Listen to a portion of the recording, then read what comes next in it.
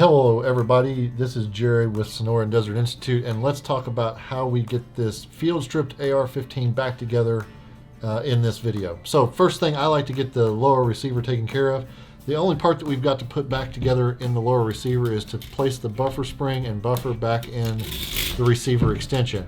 Now, one of the things I do like to do, because you are going to be putting some spring tension on this, is I like to cover it with my thumb because it's very strong doing it that way. And then I'm also able to feel if the buffer retainer got into place and engaged the buffer. So that takes care of that part.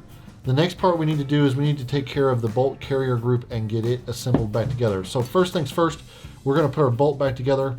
Now, one of the tricks that I was taught many years ago is that the extractor, which is the hook part and has the U shape back here at the back, should be on the same side as the grooves for your forward assist.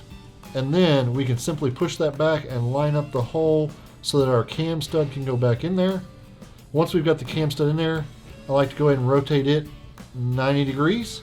Okay, so we've got it rotated 90 degrees. I'm gonna pull the bolt forward, and then I like to take and using my hand to cover up the slots in the bolt, drop the firing pin through.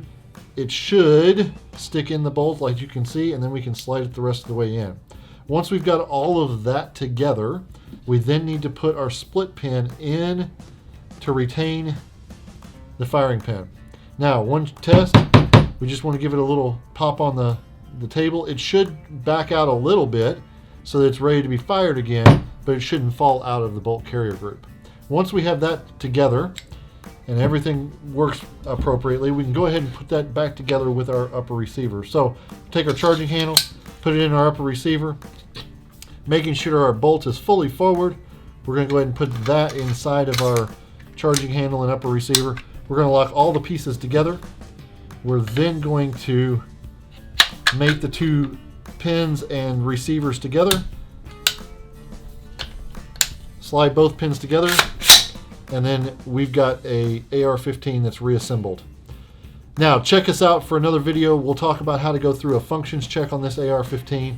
But if you've liked this video, go ahead and hit the subscribe button down below to see other great videos from SDI.